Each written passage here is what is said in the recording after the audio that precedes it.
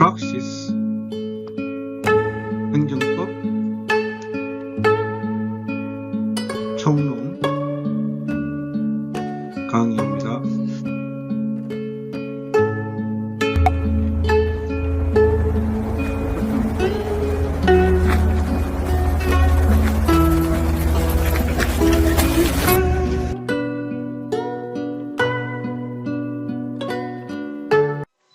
네, 안녕하세요. 오늘은 우리가 그동안 행정법 총론 배운 내용 가운데 올해 변호사 시험 공법 부분에 문제 가운데서 관련된 배출된 부분을 함께 같이 보도록 하겠습니다. 우리가 배운 범위가 굉장히 적어서 관련된 문제를 찾아내기가 쉽지 않았는데요. 다행히 내가 설명한 부분이 나와 있는 것들이 있어서 세 문제를 우선 골라냈습니다. 지난 시간에 우리가 신고, 즉 사인의 공법행위 중에 신고와 관련된 많은 법리를 공부했는데요. 그때 설명할 때 행정절차법의 지위승계와 관련된 통지가 신고와 관련된 부분이 있다는 것만 설명을 했고, 행정절차법 40조에 나와 있는 일반적인 신고와 관련된 부분을 설명을 안 했어요. 그래서 그 부분을 오늘 설명을 같이 하고, 그 다음 변시 기출문제를 같이 보도록 하겠습니다.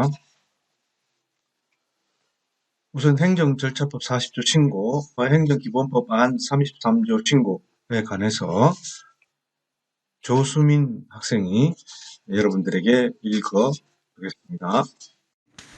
행정절차법 제40조 신고 1항 법령 등에서 행정청에 일정한 사항을 통지함으로써 의무가 끝나는 신고를 규정하고 있는 경우 신고를 관장하는 행정청은 신고에 필요한 구비서류, 접수기간, 그 밖에 법령 등에 따른 신고에 필요한 사항을 게시, 인터넷 등을 통한 게시를 포함한다거나 이에 대한 편람을 갖추어 두고 누구나 열람할 수 있도록 하여야 한다.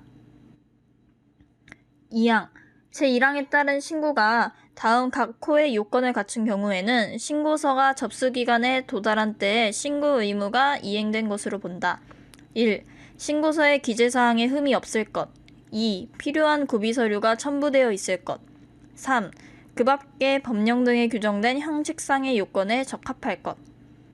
3항 행정청은 제2항 각 호의 요건을 갖추지 못한 신고서가 제출된 경우에는 지체 없이 상당한 기간을 정하여 신고인에게 보완을 요구하여야 한다.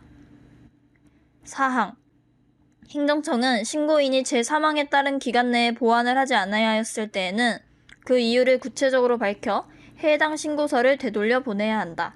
전문 개정 2012년 10월 22일 행정기본법 제33조 신고 신고는 신고서의 기재사항 및 첨부 서류에 흠이 없고 법령 등에 규정된 형식상의 요건을 충족하는 경우 신고서가 행정청에 도달한 때에 효력이 발생한다. 다만 법률에 신고의 수리가 필요하다고 명시되어 있는 경우 행정기관의 내부 업무 처리 절차로서 수리를 규정한 경우는 제외한다. 얘는 행정청이 수리하여야 효력이 발생한다. 여기서 신고는 일정한 사항을 통지함으로써 의무가 끝나는 신고에 관해서 지금 얘기를 하고 있습니다.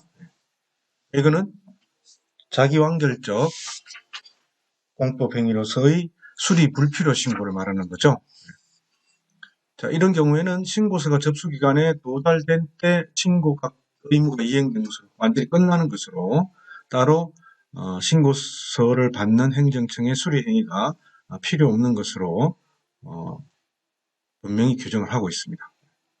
근데 여기서 이제 사망을 보면 이 형식적 기재사항과 관련된 요건을 갖추지 못한 신고서가 제출된 경우는 어떻게 하느냐? 그런 경우는 지체 없이 상당한 기간을 정하여 신고인에게 보완을 요구해야 됩니다. 그러니까 아무리 형식적 심사권한만 갖고 있다 하더라도 그 형식적 심사권은 내 속에서의 형식적 요건 심사를 해보니까 그 요건을 갖추지 못했다 그러면은 보완 요구를 한다는 겁니다. 그리고 그 기간 내에 보완을 하지 않을 때는 신고서를 되돌려 보내야 된다. 반송 혹은 반려. 그러면 신고의 효력이 발생 안 하는 거죠. 형식 요건을 완전히 갖추어야만 자기완결적 수리 불필요 신고라 하더라도 효력이 발생한다는 그런 뜻입니다. 행정기본법안 33조는 지난번에 같이 읽어봤는데 여기는 행정절차법의 내용에 더해서 신고의 수리가 필요하다는 경우까지 반드시 규정을 하고 있습니다. 그죠? 이 내용을 기준으로 해서 변호사 시험 올해 1월 7일 날 실시된 공법 선택형 시험 가운데 행정법과 관련된 19번 문제 같이 보기로 하겠습니다. 이 19번 문제는 조현우 학생이 여러분들에게 읽어주겠습니다. 문제 19. 상인의 공법행위로서 신청에 관한 설명 중 옳은 것은 1. 처분청이 직권 취소를 할 수 있는 경우에는 이해관계인에게 처분청에 대하여 그 취소를 요구할 신청권이 부여된 것으로 보아야 한다. 2. 신청에 대한 거부행위가 항고소송의 대상인 처분이 되기 위해서는 단순히 신청권의 존재 여부를 넘어서 구체적으로 그 신청이 인용될 수 있는 정도에 이르러야 한다. 3. 처분의 신청은 신청인이 직접 해야 하는 것이므로 행정청의 허가 등을 목적으로 하는 신청행위를 대상으로 하는 위임계약은 허용되지 않는다. 4. 민원사항의 신청서류에 실질적인 요건에 관한 흠이 있더라도 그것이 민원인의 단순한 착오나 일시적인 사정 등에 기한 경우에는 행정청은 보완을 요구할 수 있다. 5. 신청한 내용의 일부를 행정청이 받아들일 수 없는 경우에는 신청 내용 전체를 배척하여야 하며 일부에 대해서 인용하는 처분을 할 수는 없다. 사인의 공법행위로서 신청에 관한 설명 중 옳은 것입니다. 신청. 우리가 사실은 신고를 중점적으로 봤지 신청에 관한 거는 따로 특별히 언급을 안 했습니다. 그죠? 신청은 이게 뭡니까? 허가 신청, 인가 신청 이런 행정행위를 해달라고 요청하는 의사표시죠. 우리가 지난 시간에 배운 신고랑은 약간 다른 개념입니다. 그죠? 신청. 신청은 행정행위를 요구하는 것을 말합니다. 이 답이 뭔지 알 수 있겠습니까? 자, 옳은 것은 있는데 지금 4개는 다 틀린 겁니다. 그죠? 근데 여기는 지문의 내용 속에 우리가 배우지 않은 부분이 있습니다. 직권 취소, 그 다음 항고소송 이런 것들을 안 배웠기 때문에 사실은 내용 자체를 완전히 파악하기는 어려울 수 있지만은 자, 이것의 답은 4번입니다. 4번. 옳은 것부터 먼저 볼게요. 민원사항의 신청 서류에 실질적 요건에 관한 흠이 있더라도 그것이 민원인의 단순 타구나 일시적 사정 등에 기인한 경우에는 보완을 요구할 수 있다. 원래 신청을 하면은 이게 허가를 해줄 것인지 인가를 해줄 것인지를 결정을 해서 해야 되는데 실질적 요건, 즉 하자가 있는 거죠. 그 하자가 있으면 어떻게 합니까? 허가 거부로 되는 거죠. 그죠? 허가 내줄 수 없죠. 인가 내줄 수 없습니다. 그런데 그 실질적 하자의 내용이 뭐냐 하면은 단순한 착오나 일시적 사정에 의해서 이 실질적인 내용 자체가 문제가 되는 것은 아니다 라고 볼 수 있는 경우에는 바로 거부 처분을 할 게 아니고 보완 요구를 할 수 있다. 보완 요구를 해줘야 된다는 거죠. 만약에 보완 요구를 하지 않고 거부 처분을 하면은 당사자가 나중에 다시 수정해서 다시 또 허가 신청을 해서 다시 허가 심사를 하게 되는 이중의 과정을 거치니까 경제적인 면에서도 행정적인 면에서도 효율성을 기할 수 없다라고 해서 이렇게 되어 있는 겁니다. 실질적인 요건에 관한 흠이 있으면 사실은 거부 처분으로 나가야 되는데 혹시 단순 착오나 일시적인 사정에 기한 경우에는 보완을 요구할 수 있다는 겁니다. 4번이 답이고 옳은 겁니다. 그 다음에 틀린 부분은 왜 틀린가 설명해 줄게요. 처분청이 직권 취소를 할 수 있는 경우에는 이해관계인에게 처분청에 대하여 그 취소를 요구한 신청권이 부여된 것으로 본다. 이건 앞뒤가 사실 안 맞는 말이죠. 네. 신청권이 부여된 거하고 직권 취소를 할 수 있느냐 마느냐하고는 다른 경우죠. 네. 신청을 해서 허가가 나고 그리고 다시 취소를 하게 됩니다. 그죠? 네. 근데 취소를 한 것은 이 허가가 원래 신청권이 없는 사람한테 이루어진 경우에도 취소를 할 수 있는 거죠. 근데 취소를 했다는 허가가 이루어지고 취소를 했다는 것만으로 원래 신청권이 없는 사람이 신청권이 있는 것으로 보게 되는 건 아니라는 겁니다. 그죠? 예. 그건 나중에 또 설명이 되겠습니다. 지금 근데 이 문장 자체로 보아서 연결이 안 되는 거는 논리적으로 이해가 되는 거죠. 예. 2번 부분 보면 신청에 대한 거부 행위, 거부 처분이죠. 거부 처분 행위가 항고소송의 대상이 처분이 되기 위해서는 단순히 신청권의 존재 여부를 넘어서 구체적으로 신청이 인용될 수 있는 정도에 이르러야 된다.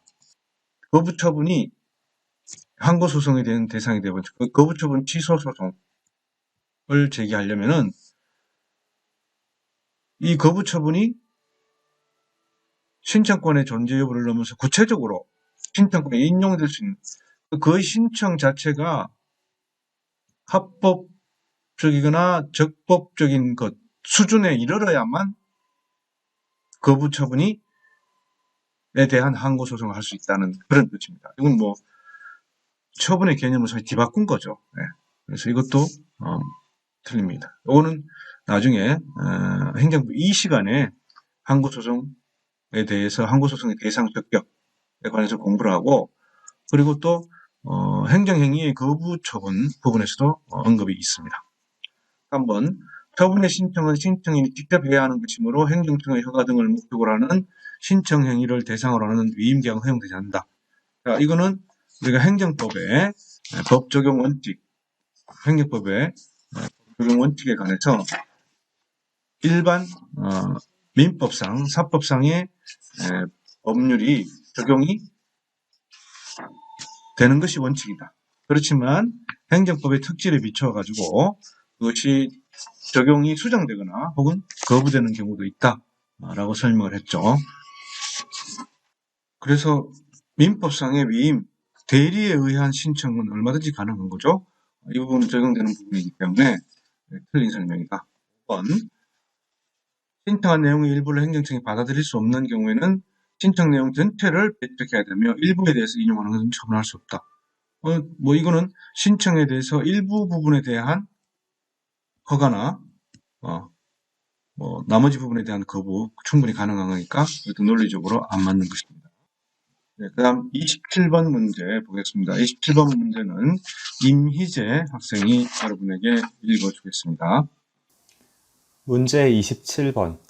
영업 양도에 따른 지위 승계에 관한 설명 중 옳은 것과 옳지 않은 것을 올바르게 조합한 것은 다툼이 있는 경우 판례에 의함.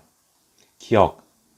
영업 양도에 따른 지위 승계 신고를 수리하는 허가관청의 행위는 단순히 양수인이 그 영업을 승계하였다는 사실에 신고를 접수하는 행위에 그치는 것이 아니라 실질에 있어서 양도인의 사업 허가를 취소함과 아울러 양수인에게 적법하게 사업할 수 있는 권리를 설정하여 주는 행위로서 사업 허가자의 변경이라는 법률 효과를 발생시키는 행위이다. 니은. 영업이 양수되었지만 아직 지위 승계 신고가 있기 이전에는 여전히 종전의 영업자인 양도인이 영업 허가자이고 양수인은 영업 허가자가 아니므로 행정제재 처분의 사유가 있는지 여부는 양도인을 기준으로 판단하여야 한다. 디귿. 영업인이 양수되었지만 아직 지위승계 신고 수리 처분이 있기 이전에 관할 행정청이 양도인의 영업 허가를 취소하는 처분을 하였다면 양수인은 행정소송으로 그 취소 처분의 취소를 구할 법률상 이익이 있다. 리을. 영업 양수가 무효인 때에는 지위승계 신고 수리 처분을 하였다 하더라도 그 처분은 당연히 무효이고 사업의 양도 행위가 무효라고 주장하는 양도인은 민사쟁송으로 양수 행위의 무효를 구함이 없이 곧바로 허가관청을 상대로 하여 행정소송으로 위 신고 수리 처분의 무효 확인을 구할 법률상 이익이 있다. 이 부분은 교재 27페이지와 28페이지를 설명할 때 영업 양도, 양수, 지위 승계와 관련된 신고 법리를 설명을 했죠. 그 내용 그대로 다 나와 있습니다. 자, 영업 양도에 따른 지위 승계에 관한 설명 중 옳은 것과 옳지 않은 것을 올바르게 조합한 것은. 자, 이런 문제 스타일을 저는 별로 좋아하지 않는데요. 이건 사실은 굉장히 수험생들을 괴롭히기 위한 문제가 아닌가. 이 지문이 너무 길죠. 지문이 너무 깁니다, 사실 이거. 이렇게 긴 지문은 바람직하지 않다고 저는 생각합니다. 자, 순서대로 볼게요. 영업 양도에 따른 지위 승계 신고를 수리하는 허가관청의 행위는 단순히 양수인이 그 영업을 승계하였다는 사실의 신고를 접수하는 행위에 그치는 것이 아니라 실질에 있어서는 양도인의 사업 허가를 취소함과 아울러 양수인에게 적법하게 사업을 할 수 있는 권리를 설정하여 주는 행위로서 사업 허가자의 변경이라는 법률 효과를 발생시키는 행위다. 자, 우리 판례 읽은 부분 그대로 나와 있죠. 그래서 이 부분은 원래의 양도인에 대한 부분은 뭘 해야 된다? 행정절차법상의 청문 절차를 밟아야 된다. 설명했죠, 그죠? 왜냐하면 기존의 기존의 권익을 없애는, 박탈하는 행위이기 때문에 청문 절차를 거쳐야 되는 겁니다. 니은, 영업이 양도 양수되었지만 아직 지위승계 신고가 있기 이전에는 여전히 동전의 영업자인 양도인이 영업허가자이고 양수인은 영업허가자가 아니므로 행정제재 처분의 사유가 있는지 여부는 양도인을 기준으로 판단해야 된다. 당연하죠. 신고가 있기 전이니까. 영업이 양도 양수되었지만 아직 지위승계 신고 수리 처분이 있기 이전에 관할 행정청이 양도인의 영업허가를 취소하는 처분을 하였다면 양수인은 행정소송으로 그 취소 처분의 취소를 구할 법률상의 이익이 있다. 자, 요거는 이제 우리가 행정소송법 부분이 다른데 이건 좀 재밌는 부분입니다. 자, 양도인, 양수인, 양도 양수 계약 효력 발생 시점이 있죠. 네. 양도 양수 계약. 그런데 이 계약의 효력 발생 시점 여기에서 양도인에 대한 영업허가가 없어져 버렸어요. 영업허가 취소됐어요. 자, 그럼 원래는 영업권을 넘기는 양도 양수 계약인데 양수인이 지금 아무것도 받을 수가 없는 거겠죠. 이 계약을 하고 계약의 효력 발생일 사이에 서로 계약금, 등록금 이런 게 돈이 많이 오갔을 것이고 여러 가지 양도 양수 행위라는 준비 행위를 많이 했을 겁니다. 그죠? 근데 니은 부분에 보면은 아직 지위승계 요거 다음에 이제 지위승계 신고가 있는 거죠. 네. 지위승계 신고. 지위승계 신고, 행정청에 대한 지위승계 신고가 있기 이전에는 이 양도자에 대해서, 그죠? 양도자를 기준으로 영업 제재처분, 행정 제재처분을 판단하는 겁니다. 그런데 영업허가가 취소돼 버렸어요. 제재처분 결과. 그러면 양도 양수 계약을 받기로 되어 있는 양수인이 이것을 불복 소송을 제기할 수 있겠는가입니다. 취소 소송. 취소 처분, 취소 소송이 되겠죠, 그죠? 네. 원래는 양도인이 해야 되는 거죠. 양수인이 근데 자격이 있는가? 자, 요거는 양수인이 이 영업 허가 처분 취소에 대해서 사실상의 이해관계를 넘어서서 법률상의 이해관계를 가지고 해야 되는 거죠. 그래서 이때는 원고의 적격의 범위를 확대시켜가지고 양수인도 소송을 제기할 수 있다라는 그런 뜻입니다. 그 다음 리얼 영업 양도 양수가 무효인 때는 지위승계 신고 수리 처분을 하였다 하더라도 그 처분은 당연히 무효이고 무효라고 주장하는 양도인은 민사소송 양도 양수 무효 확인 필요 없이 행정청을 상대로 바로 신고 수리 처분의 무효 확인을 구할 법률상의 이익이 있다. 자, 이거 판례로 우리 설명했죠. 자, 그러면 기역, 니은, 디귿, 리얼 다 어떻습니까? 다 맞죠? 네, 다 맞습니다. 그래서 이 정답은 1번이 되겠죠. 그죠? 정답은 1번이 됩니다. 그죠? 네. 자, 이런 스타일의 문제 좀 별로 좋아하지 않지만은, 이런 스타일의 문제가 많이 나옵니다. 수험생들 많이 괴롭히는 거죠. 지문이 엄청나게 깁니다. 그죠? 예. 요거는 그래도 실제로 정확하게 내용을 파악하고 있으면은 고르기는 쉽습니다. 그죠? 자, 첫 번째 기억 부분을, 이건 옳은 말이야. 그러면 기억 부분이 맞는 3개, 그죠? 골라내고, 그 다음 다시 니은 부분을 또 정확하게 안다면 니은 부분 골라내면 나면 뒤에 를 볼 필요도 없는 거죠. 이 경우에는. 예. 그런 또, 재미는 있습니다. 그렇지만, 스타일 자체로는 별로, 수험생을 괴롭히기 위한 나쁜 문제라고 저는 생각합니다. 자, 그 다음 문제, 35번 문제인데요. 고민범 학생이 여러분에게 읽어주겠습니다. 갑은 통신사업을 주 목적으로 하는 회사로서 X지역의 사업상 필요한 통신선을 매설하고자 관계법령에 따라 관할 행정청인 A에 공작물 설치 허가를 신청하였다.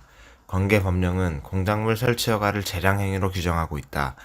A는 재반 사정을 고려하여 갑에게 위 신청에 따른 허가, 이하 이 사건 허가라고 함을 하면서 그 허가 조건으로 X지역의 개발 등 매설한 통신선 이설이 불가피한 경우 A는 갑에게 통신선의 이설을 요구할 수 있고 그로 인하여 발생되는 이설 비용은 갑이 부담한다는 조항 이하 이 사건 부가조항이라 함을 부과하였다. 갑은 위 허가에 따라 통신선의 매설을 완료하였는데 이후 X지역의 개발로 통신선의 이설이 불가피하게 되자 A는 갑에게 이 사건 부가조항에 따라 갑의 비용으로 일정한 구간에 매설된 통신선의 이설을 요구하였다. 이에 관한 설명 중 옳지 않은 것은 다툼이 있는 경우 판례에 의함. 1. 이 사건 부가조항은 행정행위의 부관으로서 그 부관의 내용을 미리 협약으로 정한 이후에 행정처분을 하면서 이를 부과할 수도 있다. 2. A는 이 사건 허가 이후 사정 변경으로 인하여 이 사건 부가조항을 부과한 목적을 달성할 수 없게 된 경우에는 그 목적 달성에 필요한 범위 내에서 부가조항을 사후 변경할 수 있다. 3. 갑이 A의 통신선 이설 요구에 대하여 A의 비용 부담을 주장하면서 이를 거부하는 경우 A는 이 사건 부가조항상의 의무 불이행을 이유로 이 사건 허가를 철회할 수 있다. 4. 이 사건 허가가 있은 후에 관계법령이 개정되어 X지역에서는 A의 허가 없이 통신선을 매설할 수 있게 되었다고 하더라도 이 사건 부가조항이 위법하게 되는 것은 아니다. 5. 갑이 이 사건 부가조항을 다투려고 하는 경우 위 부가조항만을 독립하여 취소소송의 대상으로 삼을 수는 없다. 이 문제는 부관 관련 설명을 하면서 부관에 따른 판례를 같이 설명을 했죠.